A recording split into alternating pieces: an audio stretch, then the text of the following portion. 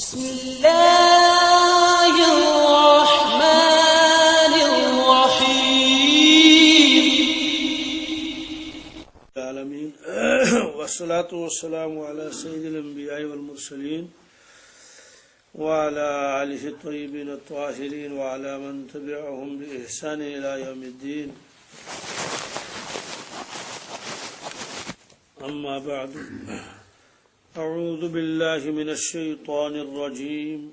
بسم الله الرحمن الرحيم. قد نعلم إنه ليحزنك الذي يقولون فإنهم لا يكذبونك ولكن الظالمين بآيات الله يجحدون. صدق الله المولانا العظيم. یہ سورہ انعام کی 33ویں آیت ہے. اس سے پہلے کفار کی تکذیب کا تذکرہ آیا، یعنی وہ انکار کرتے ہیں قرآن پاک کا اور مرنے کے بعد دوبارہ زندہ ہونے کا اور دوسری چیزوں کا انکار کرتے ہیں، اور وہ جھٹلاتے تھے رسول اللہ صلی اللہ علیہ وسلم. اس کی وجہ سے آپ کے دل مبارک تنگ ہو جاتا تھا، آپ کو غم ہوتا تھا، آپ رنجیدہ ہوتے تھے کہ یہ لوگ کیوں جھٹلاتے ہیں قرآن پاک کو. آپ رسول اللہ صلی اللہ علیہ وسلم کی تسلی کے لیے یہ آیتیں اللہ تبارک تعالی نے نازل فرمائی. کیا فرماتے ہیں اللہ رب العزت؟ قد نعلم، یقیناً ہم جانتے ہیں، انہ لیحزنک، بے شک یا رسول اللہ صلی اللہ علیہ وسلم آپ کو رنجیدہ کرتی ہے وہ بات، یقولون، جو وہ کہتے ہیں، الذی یقولون، جو باتیں وہ آپ کے بارے میں کہتے ہیں، ان باتوں سے آپ کو رنج ہوتا ہے، دکھ پہنچتا ہے آپ کو جب وہ آپ کے بارے میں باتیں بتاتے ہیں. کوئی ساحر کہتا ہے، کوئی مجنون کہتا ہے، کوئی اور چیزیں. تو اب اللہ تبارک تعالیٰ فرماتے ہیں فَإِنَّهُمْ لَا يُكَذِّبُونَكَ وَلَكِنَّ الظَّالِمِينَ بِآيَاتِ اللَّهِ يَجْحَدُونَ. فَإِنَّهُمْ، بے شک وہ لوگ، کافر لوگ، لا يُكَذِّبُونَكَ، وہ آپ کو نہیں جھٹلاتے ہیں، وَلَكِنَّ الظَّالِمِينَ بِآيَاتِ اللَّهِ يَجْحَدُونَ، بلکہ یہ ظالم لوگ دراصل اللہ تبارک تعالیٰ کی آیتوں کا انکار کرتے ہیں. اس کا کیا مطلب ہے؟ اس کا مطلب یہ ہے کہ اصل تو وہ جھٹلاتے ہیں قرآن پاک کو، آپ کو وہ جھٹلاتے نہیں. ابو جہل نے ایک مرتبہ کہا تھا کہ اے محمد صلی اللہ علیہ وسلم، ہم آپ کو جھٹلاتے نہیں، ہم آپ کو جھوٹا نہیں کہتے، آپ سچے ہیں، لیکن جو کلام آپ سناتے ہیں وہ جھوٹا ہے. یہ اس نے کہا تھا، اس لیے کہ آپ نے آج تک کبھی جھوٹ بولا نہیں، لیکن آج جو باتیں آپ بتا رہے ہیں وہ باتیں جھوٹی ہیں. معلوم نہیں کون آپ کو وہ باتیں سناتا ہے. کبھی کہتے تھے کوئی جن آتا ہے ان کے پاس، وہ ان کو سناتا ہے. تو کہتے ہیں ہم آپ کو جھوٹا نہیں کہتے ہیں، اصل میں ہم اس کلام کو جھوٹا کہتے ہیں جو کلام آپ سناتے ہیں. تو اللہ تبارک تعالیٰ نے فرمایا کہ یا رسول اللہ صلی اللہ علیہ وسلم، آپ رنجیدہ نہ ہوں، آپ غمزدہ نہ ہوں. یہ اصل میں یہ ظالم لوگ اللہ تعالیٰ کی آیتوں کو جھٹلاتے ہیں. ظالم اس لیے فرمایا کہ حق بات کو جھٹلانا یہ ظلم ہے. اب اس میں تسلی کس طرح ہے کہ یہ آپ کو جھٹلاتے نہیں، اللہ تعالیٰ کی آیتوں کو جھٹلاتے ہیں، اس لیے اللہ تبارک تعالیٰ خود ان سے نمٹ لیں گے، ان کو سزا دیں گے. اور بالفرض اگر ضمناً آپ کی بھی تکذیب ہو رہی ہے تب بھی کوئی غم نہیں. کیوں؟ وَلَقَدْ كُذِّبَتْ رُسُلٌ مِّن قَبْلِكَ، تحقیق آپ سے پہلے جتنے انبیاء علیہ الصلوۃ والسلام آئے ہیں ان کو بھی جھٹلایا گیا، ان کی امتوں نے ان کو جھوٹا بتایا. من قبل کا، آپ سے پہلے. فصبروا علی ما کذبوا، تو ان تمام انبیاء علیہ الصلوۃ والسلام نے اس پر صبر کیا جو ان کو جھٹلایا گیا. تو جب انہوں نے صبر کیا، آپ تو ان کے سردار ہیں، آپ تو بدرجہ اولا صبر کریں گے، اس لیے آپ رنجیدہ نہ ہوں. یہاں بے صبری سے مراد یہ نہیں، یہاں بے صبری سے مراد بے صبری نہیں ہے نہیں، بلکہ مراد یہی ہے کہ آپ کو رنج ہوتا ہے، یہ لوگ مجھے جھٹلاتے کیوں ہیں، اس لیے یہ رنج بھی چھوڑ دیجئے، ان کو اللہ کے حال پر چھوڑ دیجئے. اور آپ سے پہلے جتنے بھی انبیاء علیہ الصلوۃ والسلام تشریف لائے ہیں ان کے ساتھ بھی ایسا ہی معاملہ ہوا. وَأُوذُوا، ایک تو ان کو جھٹلایا گیا، دوسری بات ان کو ایذا اور تکلیف پہنچائی گئی بہت زیادہ. کسی پر پتھر برسائے گئے، کسی کو شہید ہی کر دیا، اور جسمانی تکلیف بھی اور روحانی تکلیف بھی ان کو پہنچائی گئی. حتی آتاہم نصرنا، یہاں تک کہ ہماری مدد پہنچ گئی ان تک. مطلب یہ ہے کہ جس طرح سے ان تک ہماری مدد پہنچ گئی، انہوں نے صبر کیا، آپ بھی صبر کرتے رہیے اور اللہ تعالیٰ کی مدد آپ تک بھی پہنچ جائے گی. پھر وہی ہوا کہ جگہ جگہ اللہ تبارک تعالیٰ نے رسول اللہ صلی اللہ علیہ وسلم کی مدد فرمائی، جنگوں میں دوسرے موقعوں پر. وہ ان آیتوں میں تسلی ہے رسول اللہ صلی اللہ علیہ وسلم کو کہ آپ رنجیدہ نہ ہوں.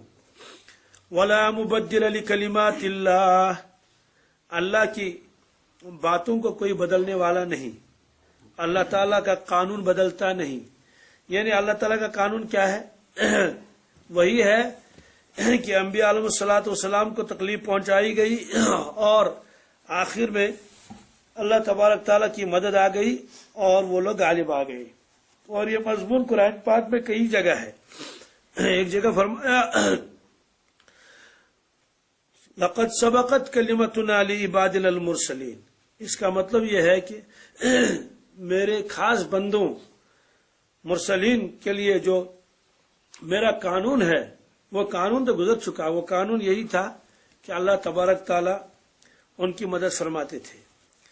انہم لہم المنصورون، وہ قانون کیا تھا کہ آخر میں وہی منصور ہوں گے. منصور کے معنی آتے ہیں جس کی مدد کی جائے، اللہ تبارک تعالیٰ کی جانب سے ان کی مدد ہوگی. آخر میں ایسا ہی ہوگا. بظاہر تو کافر لوگ غلبے میں ہوتے تھے، تعداد میں زیادہ، لیکن آخر میں غلبہ اللہ تعالیٰ انبیاء علیہ الصلوۃ والسلام کو ہی فرماتے تھے. وَإِنَّ جُندَنَا لَهُمُ الْغَالِبُونَ، اور میرا لشکر ہی آخر میں غالب رہے گا. وہ انبیاء علیہ الصلوۃ والسلام اللہ تبارک تعالیٰ کے لشکر ہیں، کیونکہ یہ اللہ تبارک تعالیٰ کی طرف لوگوں کو بلاتے ہیں. ان کے مقابلے میں شیطان کا لشکر ہے، وہ انبیاء علیہ الصلوۃ والسلام کے مقابلے میں ہے. ایک جگہ فرمایا ان حزب اللہ هم الغالبون، اللہ کی جماعت ہی غالب رہے گی. حزب مانے جماعت اور پارٹی. ایک جگہ فرمایا اللہ تبارک تعالیٰ نے انا لننصر رسولنا، بے شک یقیناً ہم ضرور اور ضرور مدد کریں گے اپنے نبیوں کی. ایک جگہ فرمایا کتب اللہ لاغلبن انا ورسلی، اللہ تعالیٰ نے یہ فیصلہ کر لیا ہے کیا؟ لاغلبن انا ورسلی، کہ غالب ایک میں رہوں گا اور میرے نبی رہیں گے. یعنی میں اور میرے نبی غالب رہیں گے. یہ اللہ تعالیٰ نے قرآن پاک میں جگہ جگہ فرمایا ہے. تو یہاں یہی فرمایا کہ میرا جو قانون ہے وہ بدلنے والا نہیں ہے. ولا مبدل لکلمات اللہ، اور وہ قانون یہی ہے کہ انبیاء علیہ الصلوۃ والسلام غالب رہتے ہیں اور آپ انبیاء علیہ الصلوۃ والسلام کے سردار ہیں، اس لیے خصوصی مدد آپ کی جائے گی. وَلَقَدْ جَاءَكَ مِن نَبَإِ الْمُرْسَلِينَ، یقیناً آپ کے پاس انبیاء علیہ الصلوۃ والسلام کے واقعات پہنچ چکے ہیں، ان کی خبریں آپ تک پہنچ چکی ہیں. کیا مطلب ہے اس کا؟ اس کا مطلب یہ ہے کہ وہ واقعات آپ پاس پہنچ چکے ہیں. نوح علیہ الصلوۃ والسلام کا واقعہ، ابراہیم علیہ الصلوۃ والسلام کا واقعہ، موسیٰ علیہ الصلوۃ والسلام کا واقعہ، ان کی واقعات، ان کی خبریں، وہ سب آپ جانتے ہیں، آپ کے پاس پہنچ چکے ہیں وہ سارے واقعات و حالات. اس لیے اگر آپ کے ساتھ یہ لوگ اس طرح کا معاملہ کرتے ہیں تو کوئی یہی نئی بات نہیں ہے، یہ تو ہو رہا ہے، پہلے سے بھی ہو رہا ہے. اس لیے آپ رنجیدہ نہ ہوں، غم زدہ نہ ہوں، بلکہ آپ اپنا کام کرتے رہیے. ان کو اللہ کے ہار پر چھوڑ دیجئے، وہ خود نمٹ لیں گے ان سے. اس لیے کہ اللہ تعالیٰ کی آیتوں کو جھٹلانا یہ ہلاکت ہے اور بربادی ہے۔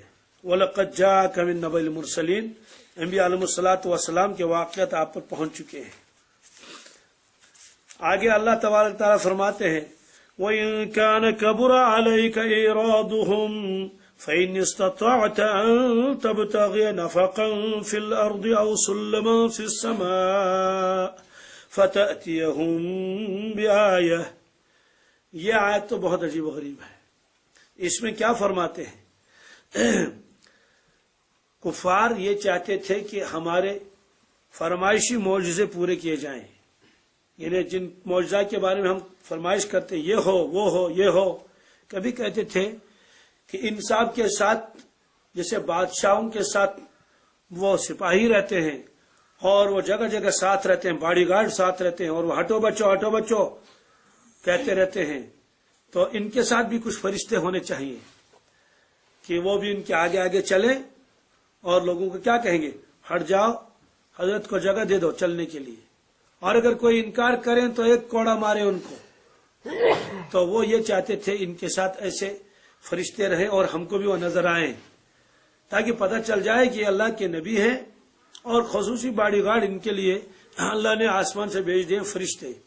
کبھی تو یہ کہتے تھے، کبھی تو یہ کہتے تھے کہ اگر آپ واقعی اللہ کے نبی ہیں اور نبیوں کے سردار ہیں اور اللہ کے لاڈلے ہیں تو ہماری فرمائش پوری کر لیجئے، کیا مشکل ہے؟ کیا فرمائش ہے؟ مکہ شریف میں پہاڑ بہت ہیں، کھلا ہوا میدان نہیں ہے، تو کم از کم اتنا کر لیجئے، جو پہاڑ یہاں ہیں ان کو پیچھے ہٹوا لیجئے تاکہ ذرا جگہ خالی ہو جائے۔ کبھی یہ بھی کہتے تھے، اور یہ حقیقت ہے، مکہ المکرمہ میں آس پاس شاید ہی کوئی میدان ایسا ہو، بس پہاڑ ہی پہاڑ ہے، ایک محلہ ہے تو بس پہاڑ ہے، ایک محلہ ادھر کو ایک محلہ ادھر کو ہے، بس پہاڑ ہی پہاڑ ہے۔ ایک حاجی صاحب تھے ہمارے ساتھ، مکہ شریف کو دیکھ لیا ادھر پورے کو، تو کہنے لگے خدا صاحبہ بڑ پہن جایا رٹ پہن یہ پہاڑی اور یہاں صرف پہاڑی پہاڑ ہے، بڑی وسیع زمین رکھ لیتے۔ آپ کو معلوم تھا کہ یہاں سارے دنیا کے لوگ آ جائیں گے، دیکھیں کتنی بھیڑ ہوتی ہے، تنگی ہوتی ہے۔ تو وہ اللہ تعالیٰ سے یہ کہہ رہے تھے کہ ذرا جگہ کیا ہونی چاہیے، کشادہ ہونی چاہیے، بڑا وسیع جگہ ہونی چاہیے، مرکز عالم کا۔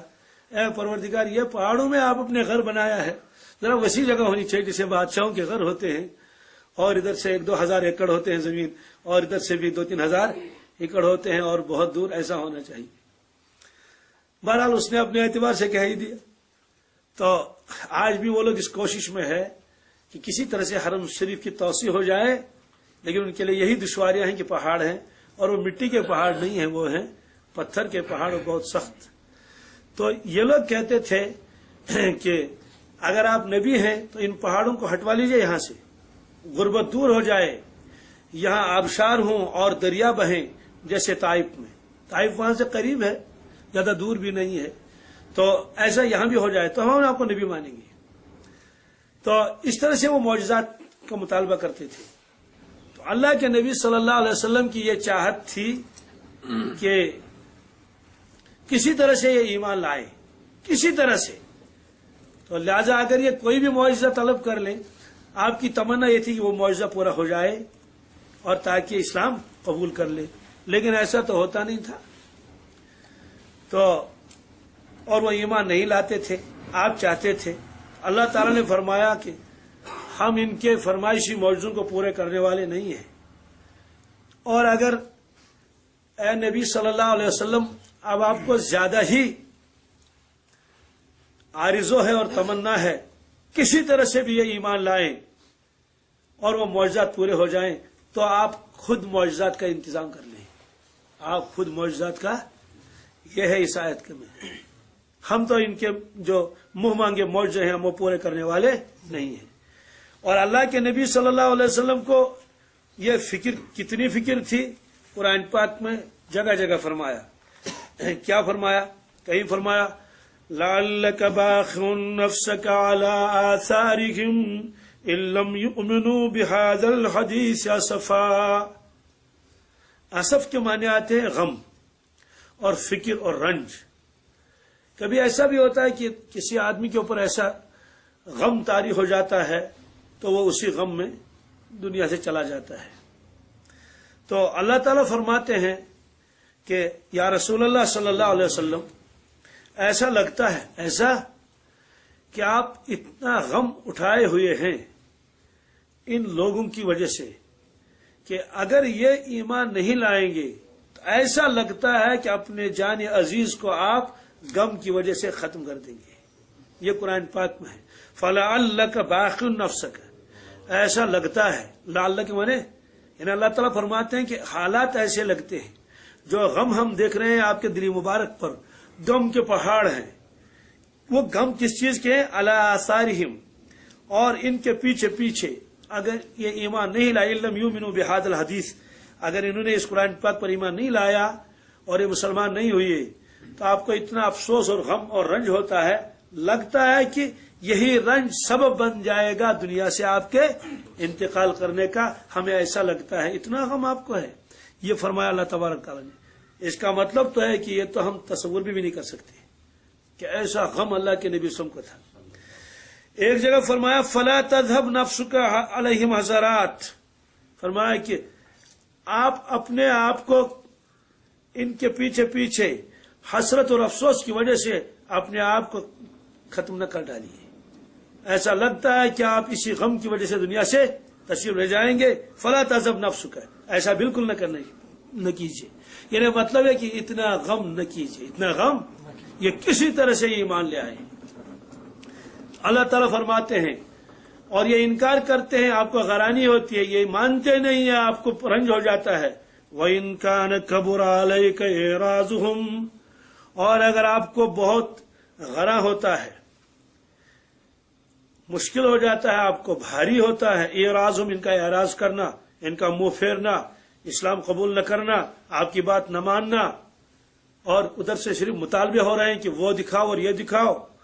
ہم تو وہ معجزات ان کے منہ مانگے پورے نہیں کریں گے لیکن آپ کو پھر بھی عارض ہے فَإِنِ اسْتَطَعْتَ أَن تَبْتَغِيَ نَفَقًا فِي الْأَرْضِ اگر آپ سے ہو سکے تو زمین میں ایک سرنگ بنا لیں. کیا بنا لیں؟ ایک سرنگ ایک ٹنل بنا لیں زمین میں اور تشریف لے جائیں اور ان کی مراد پوری کر لیں. ان کی مراد ہم تو ان کی وہ مراد پوری کرنے والے نہیں ہیں. یا تو زمین سے کہیں سے آپ وہ معجزہ لے آئیے جیسے وہ کہتے تھے کہ یہاں دریا بہنے چاہیے. او سلمن فی السماء یا سیڑھی لگائیں. کیا لگائیں؟ یا کوئی سیڑھی لائیں اور اس سیڑھی کو لگائیں اور آپ آسمان پر تشریف لے جائیں. فتأتیہم بآیہ پھر وہ معجزہ لے کر آئے ان کے لیے. ہم تو ان کا وہ معجزہ جو یہ کہتے ہیں ہم پورے کرنے والے نہیں ہیں. وَلَوْ شَاءَ لَجَمَعَهُمْ عَلَى الْهُدَى اگر اللہ تبارک تعالیٰ چاہتا کہ آپ یہ چاہتے ہیں کہ کوئی کافر نہ رہے سب ایمان قبول کر لیں اگر اللہ تعالیٰ چاہتا تو زبردستی کر کے سب کو کلمہ پڑھواتے زبردستی کر کے. لیکن اللہ تعالیٰ فرماتے میں زبردستی کرنے والا نہیں ہوں. میں کسی پر زبردستی نہیں کروں گا. اور اتنے معجزات تو انہوں نے دیکھ بھی لیے مزید معجزات انکار کے اوپر انکار.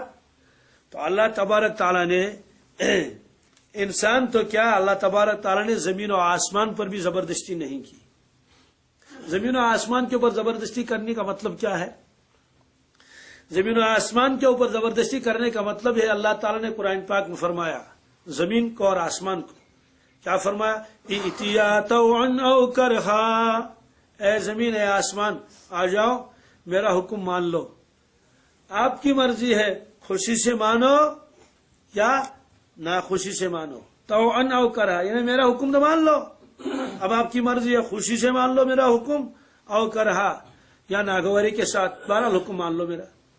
تو زمین و آسمان دونوں نے جواب دیا قالتا اتینا طائعین. زمین نے بھی جواب دیا آسمان نے بھی جواب دیا اے ہمارے رب ہم آپ کے حکم کو خوشی کے ساتھ قبول کرنے کے لیے تیار ہیں. آپ جو حکم دے دیں زمین کو ہٹ جاؤ وہ ہو جائے یہ ہو جائے. آسمان کو جو حکم دے دیں گے. آسمان نے عرض کیا کہ میں بھی ماننے کے لیے تیار ہوں خوشی سے. زمین نے بھی کہا ہم خوشی سے آپ کا حکم ماننے کے لیے تیار ہیں. اتینا ताईन। मालूम यह हुआ कि अल्लाह तबारक ताला जमीन को भी जबरदस्ती कोई हुक्म ठोसना नहीं चाहते। कहते हैं कि हुक्म तो यह है, अब आपकी मर्जी है, मानो न मानो, खुशी से मानो या जबरदस्ती करके। तो जहां वो आए थे कुरान पाक में, वहां अल्लामा इब्न कसीर ने एक बहुत ही अजीब नुक्ता लिखा है। वो नुक्ता क्या है?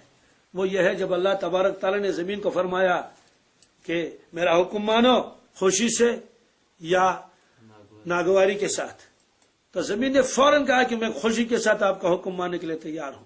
तो जमीन तो बहुत वसी है, इसमें पहाड़ भी है, मशरिक भी है, मगरिब का हिस्सा भी है, और जनूब शुमाल है, और अरब अजम है। तो फरमाते हैं कि जमीन के एक हिस्से से सबसे पहले ये आवाज निकली, जमीन के एक हिस्से से, छोटा सा हिस्सा, ज्यादा नहीं, बस वहां से सबसे पहले ये आवाज निकली जमीन से। जमीन को अल्लाह ने गोयाई अता फरमाई। उसके बाद ये आवाज पूरी जमीन में फैल गई, लेकिन शुरुआत तो वहीं से हुई। तो अल्लामा इब्न कसीर ने क्या लिखा कि जिस जगह से वो शुरुआत हुई, अल्लाह तबारक ताला ने उस जगह के ऊपर अपनी तजल्ली डाली, उस जगह के ऊपर, और फिर फरमाया वो जगह वही है जहां खाने काबा है, जहां खाने काबा है। इसलिए अल्लाह ने फरमाया कि तुम मरकज आलम हो, तुम क्या हो? मरकज आलम के मरकज हो।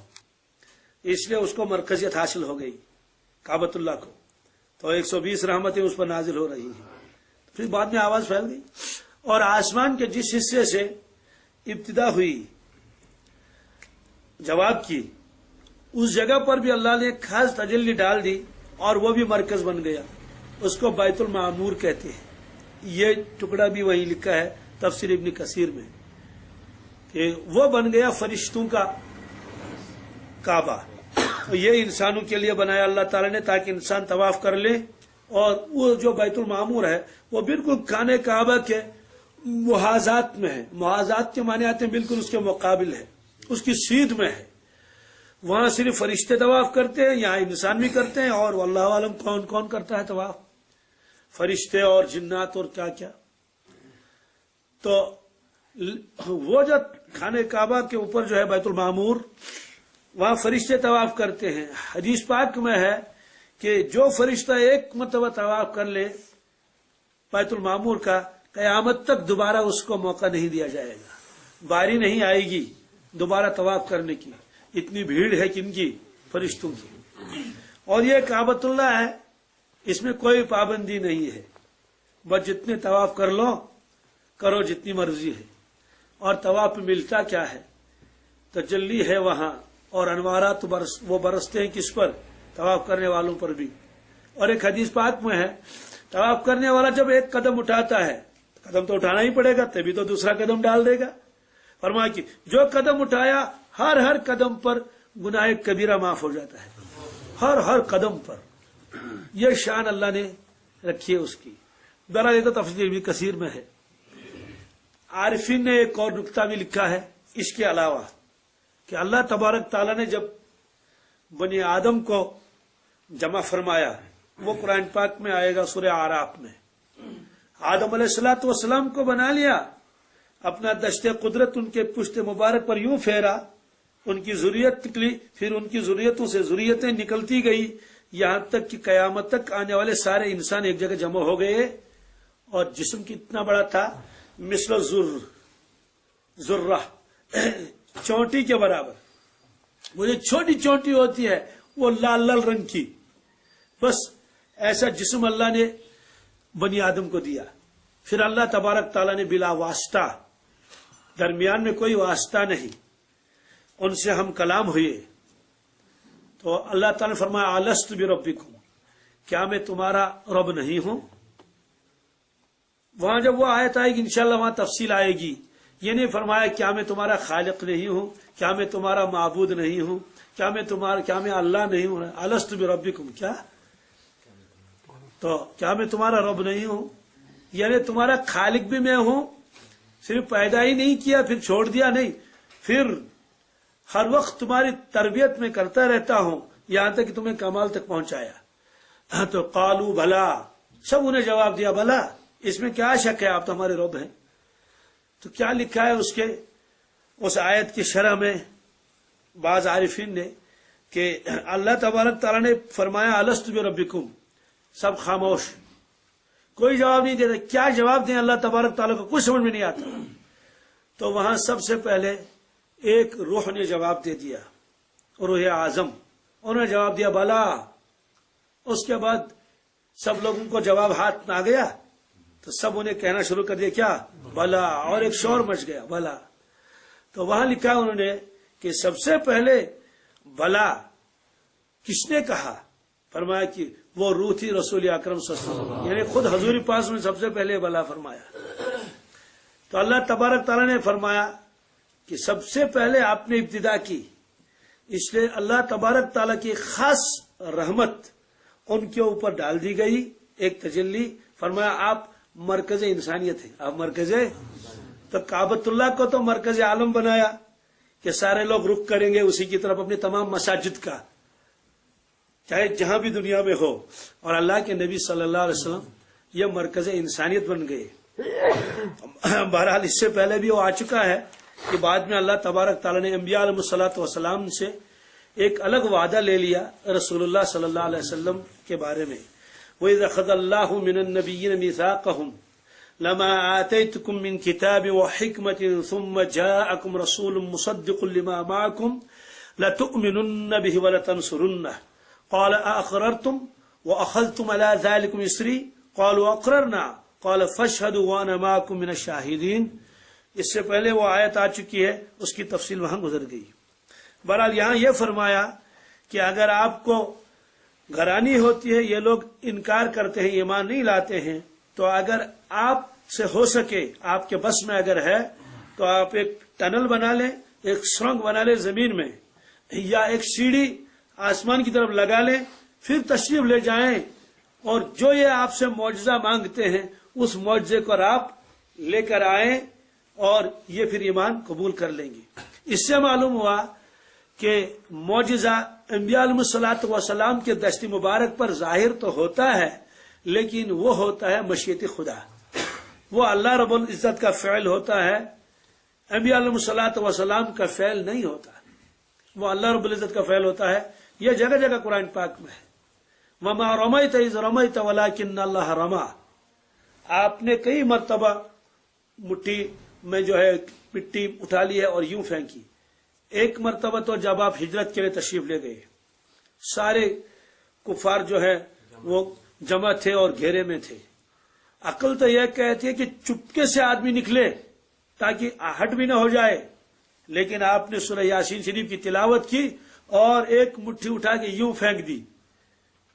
تو مٹی پھینکیں گے تو سویا ہوا آدمی تو جاگ جائے گا نا کم از کم، اور وہ زیادہ گہری نیند میں تو تھے نہیں، میں کھڑے کھڑے تھے، کھڑے کھڑے میں تو ویسے آدمی اونگتا ہے، تو ہلکی نیند ہوتی ہے، اگر کوئی چیز لگ جائے گا تو فوراً اٹھ جائیں گے۔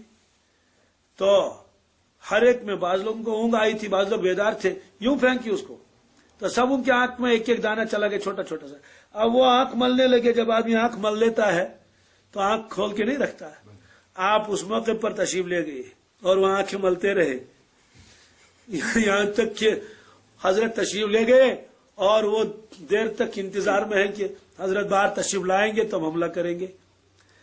دوسرا موقع وہ ہے کہ بدر کے موقع پر جب دیکھا کہ کفار کی تعداد زیادہ ہے اور مسلمانوں کی تعداد کم ہے، آپ نے اس موقع پر ایک مٹھی وہاں سے ریت وغیرہ سنگریزے یہ تھے، یوں ریت کا ایک مٹھا اٹھا لیا اور پھر یوں پھینکا ان کی طرف، بہت دور سے پھینکا، فرمایا شاہت الوجوہ، تمہارے چہرے برباد ہو جائیں، یہ فرمایا۔ تو ہوا کیا، وہ جو یوں پھینکا، جنگ کے موقع پر ابھی جنگ شروع ہونے والی ہے، بالکل ہونے جا رہی ہے، تو ہر ایک کے دونوں آنکھوں میں ایک ایک دانہ اس میں سے گرد غبار کا لگ گیا۔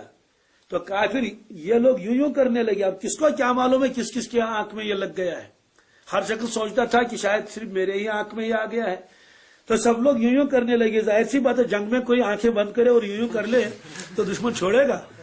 اس موقع پر جو حملہ کیا صحابہ کرام نے بہت زور کا، تو ظاہر سی بات ہے وہ تو یوں ہی کرتے رہے اور صحابہ کرام پر حملہ کر دیا بدر میں۔ تو اس طرح سے جو یہ معجزہ ہوتا ہے، یہ فعل ہوتا ہے اللہ تبارک تعالیٰ کا، البتہ ظاہر ہوتا ہے انبیاء علیہ الصلوۃ والسلام کے دست مبارک. یہی حال ہے کرامت کا. کس کا؟ کرامتیں بہت ساری ظاہر ہو چکی ہیں اس امت میں، وہ بھی اللہ تعالیٰ کا فعل ہوتا ہے، لیکن ظاہر کسی کے ہاتھ پر ہوتا ہے. پھر اللہ تبارک تعالیٰ وہ ظاہر کیوں کرتے ہیں؟ نبی کی نبوت کو ثابت کرنے کے لیے، نبی کی نبوت کو، ولی کی ولایت کو ثابت کرنے کے لیے یہ ہوتا ہے. اب سوال یہ ہے کہ ایک تو یہ ہے کہ ادھر سے مطالبہ کیا جائے، یہ معجزہ دکھا دو. اللہ تعالیٰ فرماتے ہیں یہ کوئی مجبوری نہیں، صرف معجزات ہے، معجزہ تو ہم دکھائیں گے. اس لیے اللہ کے نبی سے ان کے بہت سارے معجزے انہوں نے دیکھے، اور بعض معجزے ان کے پورے بھی کیے گئے. کیسے؟ جیسے انہوں نے کہا خود کہ اگر چاند کے آپ 2 ٹکڑے کر لیں گے ہم مان لیں گے. تو ٹھیک ہے 2 ٹکڑے جو ہو گئے پھر مانا کیوں نہیں؟ معلوم یہ ہوا کہ ہر دھرم ہے بس کبھی یہ کرو کبھی وہ کرو کبھی یہ کر لو. جی اس میں بھی ہے. تو یہ چاند کے 2 ٹکڑے کرنے کا تذکرہ خود قرآن پاک میں ہے. انہوں نے کہا چاند کے 2 ٹکڑے ہو جائیں گے ہم ایمان قبول کر لیں گے. فرمایا اقتربت الساعۃ وانشق القمر، قیامت نزدیک آ گئی، چاند کے 2 ٹکڑے ہو گئے. اور وہ 2 ٹکڑے کا مطلب یہ نہیں کہ ذرا سا بیچ میں سے وہ شغاف سا ہوا ہو، نہیں، بلکہ ایک حصہ ایک طرف کو چلا گیا اور دوسرا حصہ دوسرے طرف کو چلا گیا. بیچ میں یہ تو اللہ تعالیٰ ہی جانتا ہے وہاں تو کتنے لاکھوں کلومیٹر اس کا فرق ہوا ہوگا. یہاں بھی ہے، ایک ادھر کو تھا ایک ادھر کو تھا. دیکھنے کے لیے گردن کو یوں کرنا پڑتا تھا، ایک ٹکڑا نظر آتا تھا، پھر گردن کو یوں کرتے تھے تو دوسرا ٹکڑا نظر آتا تھا. 2 ٹکڑے برابر ہو گئے تھے. اور یہ 5 منٹ کے لیے نہیں رہا. اس زمانے میں تو سیکنڈ اور منٹ کا تو وہ تھا نہیں، لیکن اتنا لکھا ہے عصر سے لے کر مغرب تک، کیا جتنا وقت رہتا ہے اتنے وقت تک وہ 2 ٹکڑے آپس میں دور دور رہے. اس کے بعد جب دیر ہو گئی اور وہ ٹکڑے ایسے ہی رہے تو اللہ کے نبی صلی اللہ علیہ وسلم سے فرمایا کہ کلمہ پڑھ لو، ایمان قبول کر لو. اشہد الگ الگ کہا اور جمع سبوں کو کہا اشہدو. تو انہوں نے کہا کہ ابھی آپ صبر کر لیں، ہم مشورہ کر لیتے ہیں، پھر اس کے بعد جواب دیں گے. ایک طرف کو گئے مشورہ کرنے کے لیے، حالانکہ مشورہ نہیں کرنا چاہیے تھا، فوراً ماننا چاہیے تھا. جب مشورہ کرنے کے لیے گئے اور آپس میں مشورہ کر لیا کہ ان صاحب کو ہم کیا جواب دیں گے، تو وہ جواب نقل کیا قرآن پاک نے. تو کہنے لگے کہ کیا جواب دے دیں گے؟ یہی تو کہیں گے کہ نعوذ باللہ من ذالک، آج تک تو ہم کو صرف شک ہی تھا آپ کے جادوگر ہونے کا، اس وقت تو یقین ہو گیا. اس وقت تو یہ انہوں نے جواب ادھر سے بنا لیا اور اب اللہ کے نبی صلی اللہ علیہ وسلم کے پاس تشریف لائے، وہ حاضر خدمت ہوئے. کہنے لگے کہ یہ تو جادو ہے. یہ قول نقل کیا اللہ تبارک تعالیٰ. اقتربت الساعۃ وانشق القمر وإن يروا آیۃ یورثوا ویقولوا سحر مستمر. تو جب وہ لائت لال کرنے لگے اللہ تعالیٰ نے فرمایا میں نے ان کے دلوں پر مہر لگا دی. ختم اللہ علی قلوبہم وعلی سمعہم وعلی ابصارہم غشاوہ. مر جا اور جس کو مرنا ہوا مت مانو. اس لیے معجزات بہت سارے دکھائے بھی گئے، لیکن وہ بات پر معجزہ کا طلب کرتے تھے، وہ ہو یہ ہو یہ ہو. اللہ تعالیٰ نے فرمایا ایسا تو ہم نہیں کریں گے. ورنہ اور انبیاء علیہ الصلوۃ والسلام کے معجزات بھی جو قوم نے مانگا وہ دے دیا گیا ان کو. مثلا صالح علیہ الصلوۃ والسلام سے قوم نے خود کہا ہم تب آپ کو نبی مانیں گے اگر یہ پہاڑ پھٹ جائے اس میں سے ایک اونٹنی نکل آئے، ہم آپ کو نبی مانیں گے. آپ نے دعا فرما دی، بالکل وہ پہاڑ پھٹ گیا، اس میں سے ایک اونٹنی نکلی. تو معجزات تو بہت سارے انہوں نے دیکھ بھی لیے. اللہ تعالیٰ فرماتے ہیں کہ ہر معجزہ ہم پورا کریں ایسا نہیں. وَلَوْ شَاءَ اللَّهُ لَجَمَعَهُمْ عَلَى الْهُدَىٰ، اگر اللہ تبارک تعالیٰ چاہتا تو ان سب لوگوں کو اکٹھا کرتا ہدایت پر. فَلَا تَكُونَنَّ مِنَ الْجَاهِلِينَ، پس آپ ایسا نہ ہو جائیں ان لوگوں کی طرح جو حقیقت کا علم نہیں رکھتے ہیں. آپ کو حقیقت کا علم ہے، آپ کو حقیقت کا علم ہے، اس لیے آپ ان میں سے نہ بن جائیں. مطلب یہ ہے کہ اب ان کا ہر معجزہ وہ پورا نہیں کیا جائے گا، یہ اس میں فرمایا. اب اللہ کے نبی صلی اللہ علیہ وسلم بیان فرما رہے ہیں، وہ سن رہے ہیں. تو اللہ تعالیٰ فرماتے ہیں انما یستجیب الذین یسمعون، بے شک یستجیب الذین، کہ قبول کریں گے وہی لوگ یسمعون جو آپ کی بات سنتے ہیں دل سے. کیا سنتے ہیں؟ وہ تو آپ کی بات فوراً قبول کریں گے. والموتا رہے مردے یبعثہم اللہ ان کو اللہ تبارک تعالی زندہ کرے گا، کھڑا کرے گا محشر کے میدان میں. ثم الیہ یرجعون پھر سب کے سب لوٹائے جائیں گے اللہ کی طرف. یا موتا سے کون مراد ہے؟ فرمایا کہ جو لوگ آپ کی بات قبول کر لیتے ہیں وہ زندہ دل ہیں. وہ جو لوگ آپ کی بات سنتے ہیں قبول نہیں کرتے ہیں اللہ تعالی نے فرمایا یہ مردے ہیں، موتا ہیں، مرے ہوئے ہیں. ان کو تشبیہ دے دی مردوں کے ساتھ. جیسا مردہ بے قیمت ہوتا ہے یہ بھی بے قیمت ہے. جیسے مردے کے سامنے کچھ بھی تقریر کر لو تو کچھ بھی حاصل نہیں، اس لیے ان کے سامنے کچھ بھی سنا لو کچھ بھی حاصل نہیں. اس لیے فرمایا کہ آپ کی بات تو وہی قبول کریں گے جو آپ کے کلام کو دل سے سنتے ہیں، وہ قبول کر لیں گے. جیسے حدیث پاک میں فرمایا مثل الذی یذکر اللہ والذی لم یذکر اللہ کمثل الحی والمیت. جو آدمی اللہ کا ذکر کرتا ہے، اللہ اللہ کرتا ہے، اور جو اللہ اللہ نہیں کرتا ہے، فرمایا کہ دونوں کی مثال ایسی ہے جیسے زندہ اور مردہ. تو ذکر کرنے والے کو تشبیہ دے دی زندے کے ساتھ اور غافل شخص کو تشبیہ دے دی مردے کے ساتھ. تو ایمان والوں کو تشبیہ دے دی گویا زندوں کے ساتھ، اور جو کافر ہیں ان کو تشبیہ دے دی مردوں کے ساتھ. آگے آئے گا جہاں قرآن پاک میں یہ ہے یخرج الحی من المیت و یخرج المیت من الحی، اس بحث میں آئے گا کہ اس کا ایک تو یہ ہے کہ اللہ تعالیٰ مردے سے زندہ کو نکالتا ہے، زندے سے مردہ. عام طور سے اس کی مثال یہی دی جاتی ہے کہ بھائی انڈا بظاہر تو مردہ ہے. مردے کا مطلب یہ نہیں کہ اس میں کچھ بھی نہیں، مردے کا مطلب یہ ہے کہ اس کو کھانا دینے کی ضرورت نہیں، پانی پلانے کی ضرورت نہیں، وہ متحرک بالارادہ نہیں ہے. وہ آپ یہاں رکھ لیجئے اور رکھ لیجئے ہے، لیکن باقی کسی جاندار کو رکھیں گے تو ظاہر سی بات ہو تو مر جائے گا بھوک پیاس سے. اور اگر درخت بھی ہے پھر بھی مرجا جائے گا، اس میں تو پانی ڈالنا پڑے گا. تو یہ ہے. اب اس میں سے ایک زندہ جانور نکلتا ہے، بالکل باقاعدہ اس کا ایک وجود ہے. تو یہ ہے اللہ تبارک تعالیٰ مردے سے نکالتا ہے کس کو؟ زندے کو. ایک یہ ہے. دوسرا یہ کہ جیسے بیج آپ ڈالتے ہیں کھیتوں میں، ظاہر سی بات ہے وہ بیج تو بظاہر مردہ ہے، آپ اس کو بوری میں رکھ لیجئے وہ کوئی شور نہیں اٹھائے گا، وہ مرے گا نہیں، وہ تو رہے گا، پتہ نہیں کب تک رہے گا. اور جو ہی آپ نے اس کو کھیت میں ڈال دیا اور بو دیا، چند دنوں کے بعد دیکھیں گے تو وہاں سے کیا ایک زندہ چیز نکل رہی ہے، زندہ نکل رہی ایک چیز، یعنی پودے وہاں سے نکل رہے ہیں. تو یہ ہے مردوں سے زندوں کو نکالنا. اچھا زندے سے مردہ نکلتا ہے، اس کی مثال بھی ایسی ہی ہے. کیا؟ جیسے ایک درخت ہے اور مکئی کی درخت ہے، اس میں سے جو ہے درخت تو بالکل ہرا بھرا ہے، اس میں جو پھل نکلا، جیسے نکلتے ہیں بہت سارے فروٹ نکلتے ہیں، ڈرائی فروٹ اور کیا کیا فروٹ یہ سارے، تو وہ جو ہے وہ مکی ان سے نکلی، گویا کہ یہ تو زندہ تھا، وہ پودا وہ مردہ ہے. یا اسی طرح سے جو بیج وغیرہ نکالے جاتے ہیں ان میں سے وہ بھی رکھے جاتے ہیں. ایک شرح یہ لکھی ہے یخرج الحی من المیت، اس کا مطلب یہ ہے کہ کافر کے پیٹ سے مسلمان پیدا ہوا، کافر کے پیٹ سے، نافرمان کے پیٹ سے فرمانبردار پیدا ہوا. کبھی اس کا الٹا کہ فرمانبردار کے پشت سے نافرمان پیدا ہو جاتا ہے. اس کی پھر مثالیں بھی دی جاتی ہیں کہ ابراہیم علیہ الصلوۃ والسلام نبی ہیں، آزر چاہے چچا ہو باپ ہو کچھ بھی کہہ دیجئے، اس کو تو کہا کہ وہ تو کافر تھا. نوح علیہ الصلوۃ والسلام تو نبی ہیں اور کنعان کافر تھا. تو بہرحال یہ فرمایا کہ ان کو تشبیہ دی مردوں کے ساتھ. یبعثہم اللہ، اللہ تبارک تعالیٰ ان کو زندہ کرے گا. ثم الیہ یرجعون، پھر لوٹائے جائیں گے اللہ کے پاس، تو وہاں حساب لیا جائے گا ان سے.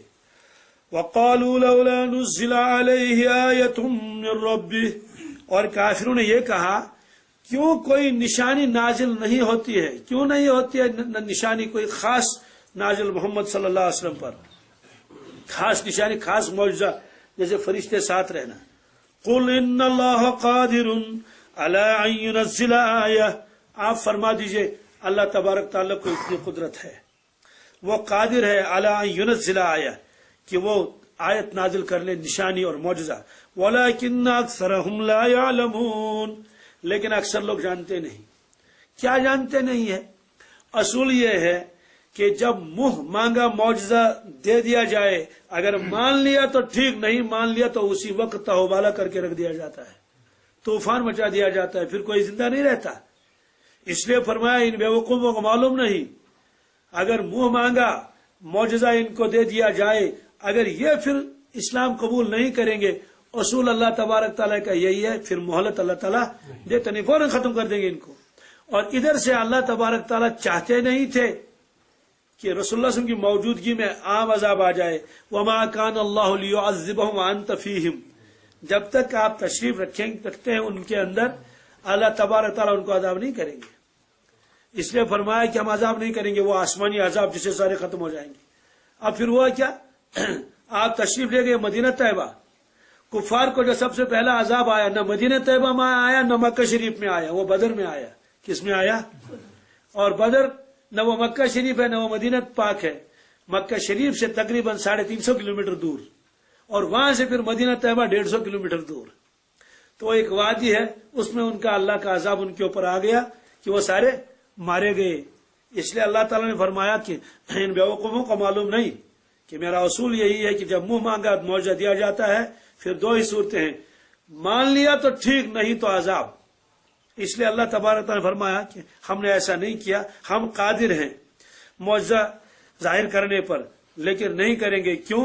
انکار کے اوپر پھر عذاب آئے گا فوراً. وما من دابة في الأرض ولا طائر يطير بجناحيه. وما من دابة، دابہ کسے کہتے ہیں؟ دب یہ دب کے معنی آتے ہیں ہر چلنے والا، ہر رینگنے والا جانور، جو بھی زمین میں چلتا ہو، رینگتا ہو، اس کو دابہ کہتے ہیں. فی الارض ولا طائر یطیر بجناحیہ، نہ کوئی پرندہ ہے جو اڑتا اپنے دو پروں سے. پرندہ تو پروں سے ہی اڑتا ہے، یہ تاکید کے لیے فرمایا کہ نہ کوئی جانور ہے زمین میں اور نہ کوئی پرندہ ہے جو چلتا ہے کس سے؟ اپنے پروں سے، اڑتا ہے.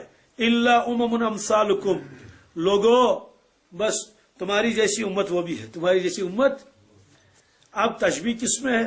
اللہ تعالیٰ فرماتے ہیں کہ سب کے سب تم جیسے ہیں، یعنی جس طرح سے آپ کو پیدا کیا گیا، آپ کو رزق دیا جاتا ہے، انسانوں کو موت آتی ہے، انسان بیمار ہو جاتے ہیں، پھر صحت مند ہو جاتے ہیں، پھر مر جائیں گے، پھر زندہ کیے جائیں گے. جانوروں کے ساتھ بھی یہی معاملہ ہے، جانور بیمار بھی ہو جاتے ہیں، صحت مند بھی ہوتے ہیں.